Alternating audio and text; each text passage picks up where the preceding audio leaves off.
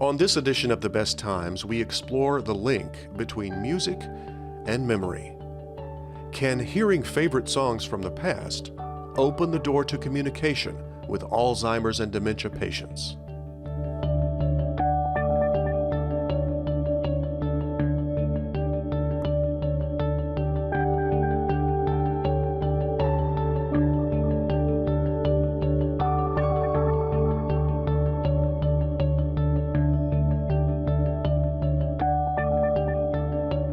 Funding for The Best Times is provided by the Plow Foundation, striving to do the greatest good by helping the greatest number of people since 1964. Additional funding is provided by the members of WKNO. Thank you.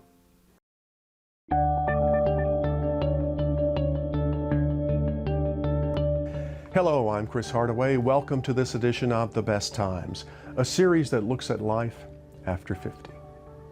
The man who was known as the world's oldest teenager, Dick Clark, once said, "Music is the soundtrack of your life." We associate songs with events in our lives. It only takes a few bars of music to take you back to a time or a place, to remember a friend or a lover. Those memories are etched in our minds, and the music acts as a trigger to bring them out. In recent years, scientists and researchers have discovered that music can trigger memories in patients with Alzheimer's or dementia. A digital music player and a pair of headphones can play the soundtrack of their lives too, and the results can be amazing. Tonight on The Best Times, we examine the link between music and memory.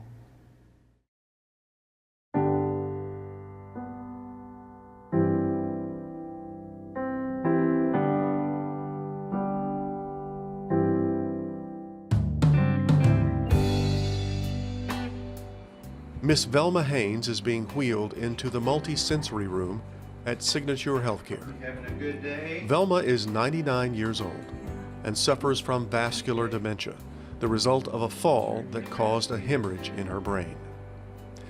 Like most dementia patients, she seems withdrawn in her own world. But watch as Reverend Tom Davis places the headphones on Velma. The sound of her favorite gospel hymns seems to act like a switch that turns on her brain, and soon Velma is singing quietly to the music, not missing a single verse. That's the whole point of the Music and Memory program, is trying to identify those songs that have been with her different parts of her life, that somehow gets rooted in those cells of the brain, becomes a part of who she is, or who you are, and the music kind of brings that out and brings you back to kind of a sense of identity and that's what I see with her. Those hymns ground her as a person of faith. Delois Jackson is Velma's daughter. She's witnessed firsthand the positive impact of music therapy on her mother. She seemed more aware. When I come in the evening, I usually come mostly every afternoon, right, at dinner time. And when I come in, she tells me, I asked her, "Did you sing today?" She said, "Yeah, we sung. We had a great time," you know. So her movement, I think it keeps her body a little bit more flexible and limber because she does move. What I love about her is her humor. She laughs, you know, and I just think that's wonderful to be. 99 will be turning 100. She finds humor in things, and I just think, I see that being able to come out through the music, but I don't think the music has made her that way. I just think it helps release who she is. Gospel music is the soundtrack of Velma's life. But what is the source of music's magic? It turns out that the parts of the brain that respond to music are very close to the brain's memory and mood centers. What we have left is the senses. If the brain is not functioning, whether it's sight or taste or smell, hearing, touch, those senses kind of helps a person get connected again. How old were you when you started going to church? I started going to church at was church with my grandmother. With your grandmother? Okay. Do you have any brothers and sisters? Mm-hmm. Huh? Yeah. You remember? What's their names? And then my grandmother was Roseanne. Roseanne? Okay. You want to listen to another song? All right, let's see what we've got. Let me put this. What really has come through with Miss Velma is that connection to her grandmother. Formed her, helped shaped her, and she loves her. And that music helps bring you back to that sense of love for people of the past. Just that need to connect is a hunger. And I think the music kind of helps a person reconnect, not just opening up to other people, but reconnect to those feelings, those emotions that you experience as a person. And I really go back to that sense of you connect with yourself. I think it's wonderful. As long as something, music or whatever, can keep you moving and aware, that's a great thing.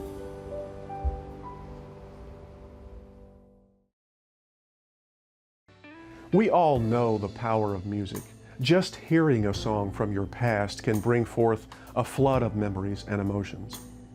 But scientists and researchers are only beginning to understand why and how music can benefit Alzheimer's and dementia patients.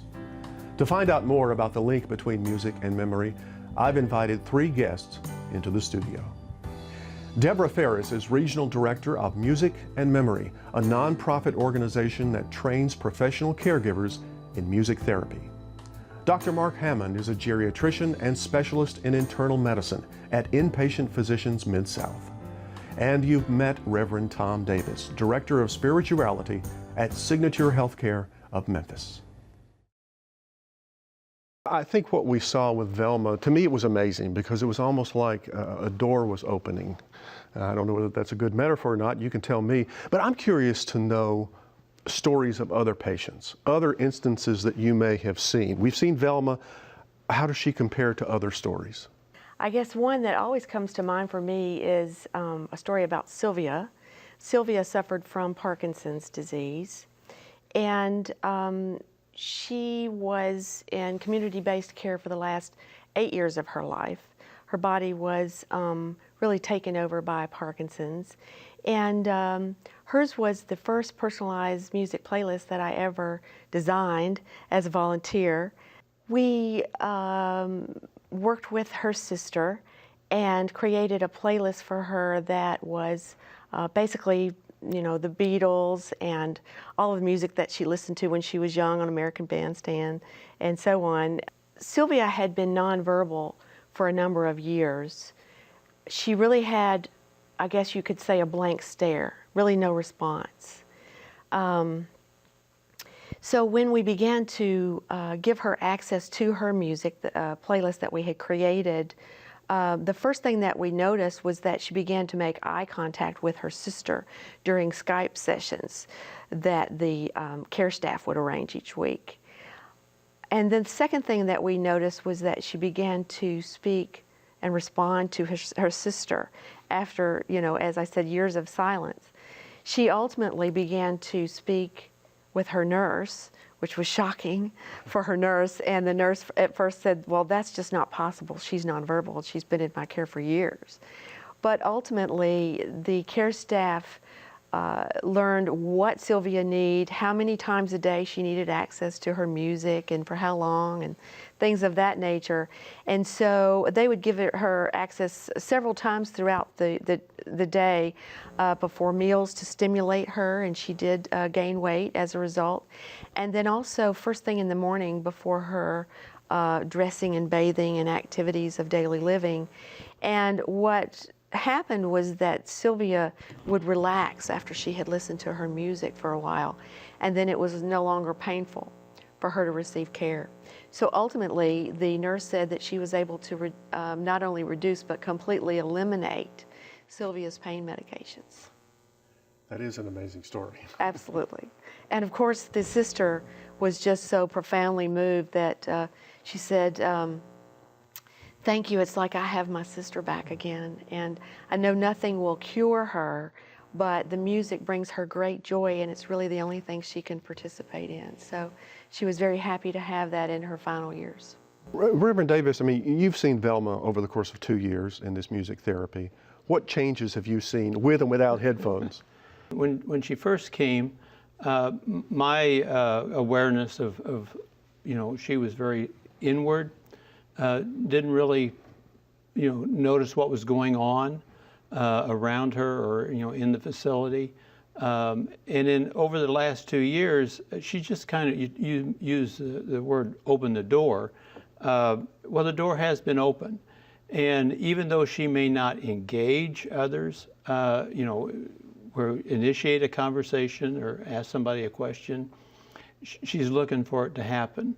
One time in our kind of Bible study, we had a gentleman, his first name was Leroy, and we kind of introduced each person, and he said his name was Leroy, and she said, Leroy? She said, that's my son's name. So I don't think she made would a have done connection. that. Yeah, she made the connection, exactly. Yeah. Well, I'm curious about the science behind all of this. I mean, it's almost like magic from your description of what we've seen with Velma, what I've seen in other cases. Explain the magic to me. What does music do? Simply put, the music centers of the brain are closely aligned with the areas of speech and language. And it's one of the last areas of the brain to be harmed by dementias in specific. And so there's a connection there. You were asking earlier about some patients that you remember. My first awareness of music and its potential was seeing patients who had suffered from strokes that impaired their ability to speak. They knew what they wanted to say, but the words wouldn't come out. That's scientifically, we call that an expressive aphasia. When you sing the lyrics, the words come out.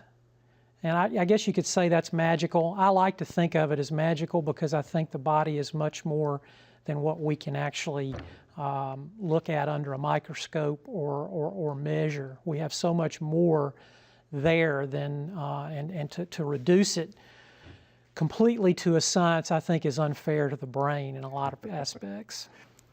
Is this communication? Sure it is. What kind of communication would you call it? Well, it's hard to break it down and describe it exactly, but I think, to me, what I've seen in the brief experience I've had with music and memory is I see that there's an emotional communication that, to me, and maybe even a spiritual communication that goes beyond anything you can describe physically.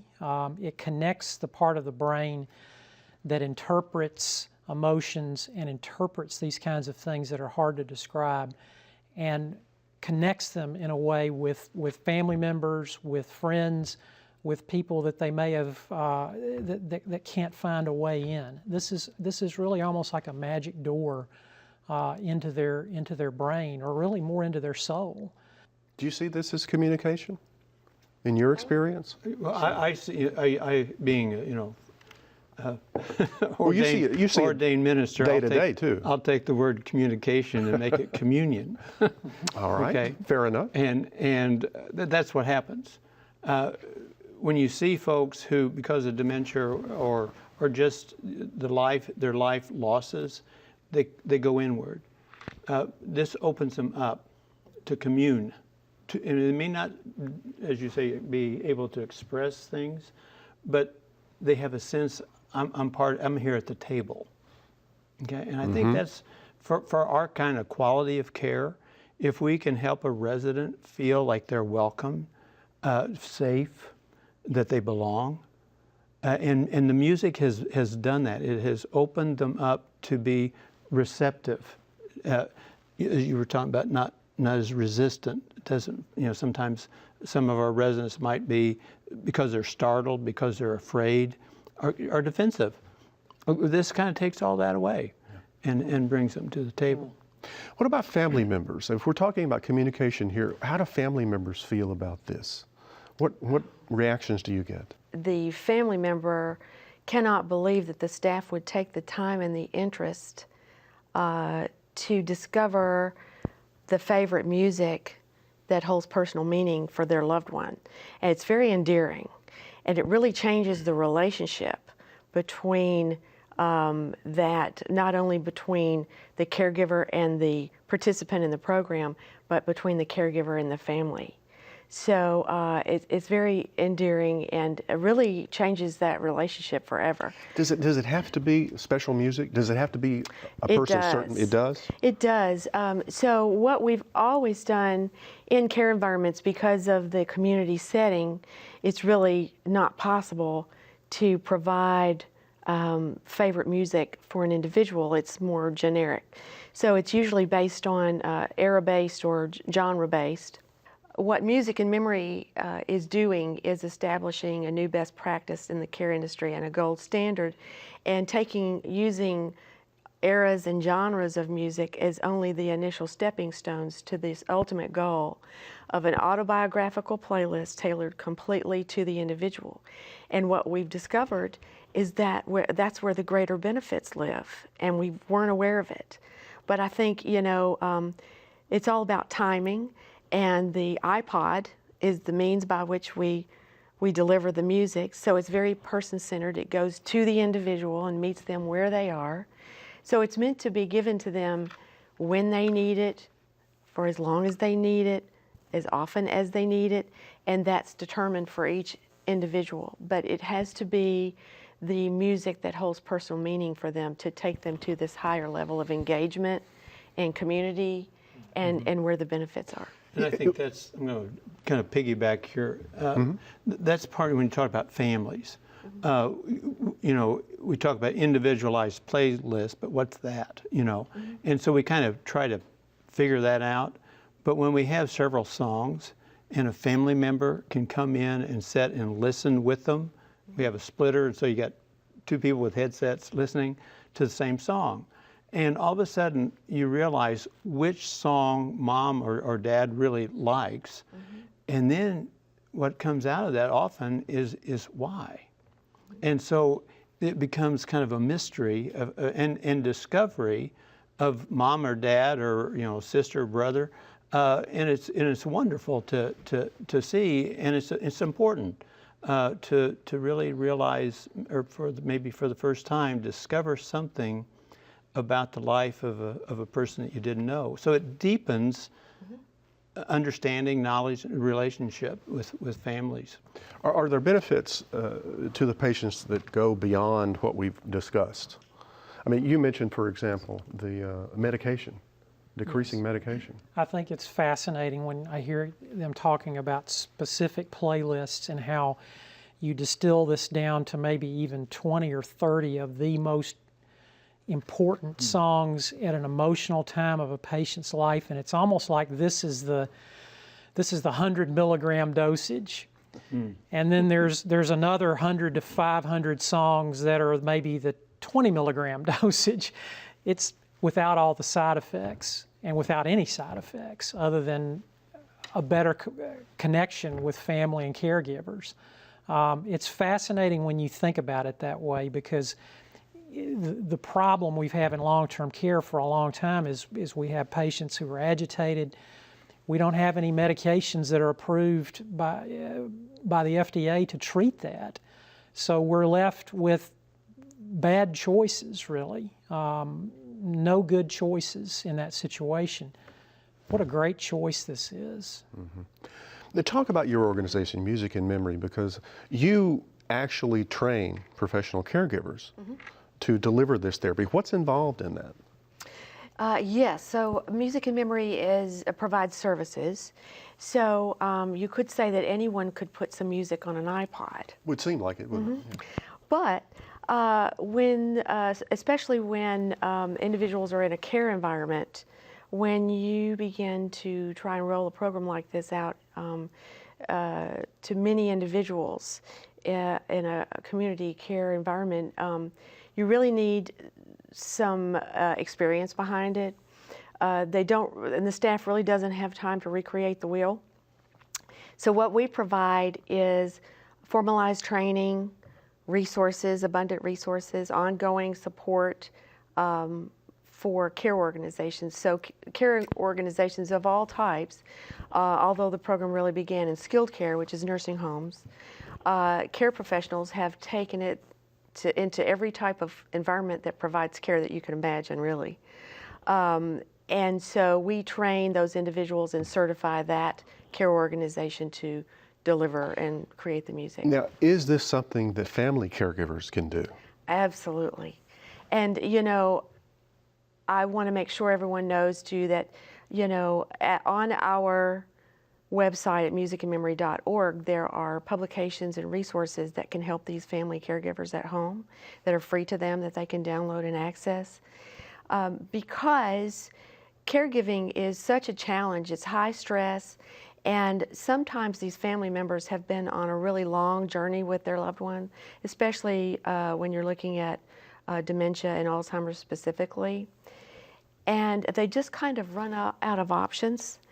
And they really are in need of some renewed hope and some tools that they can really use today. And there, you know, there's a process they can use today that can make, you know, for example, you could have several playlists on one little iPod, about this little larger than a quarter, that'll hold more than 200 songs.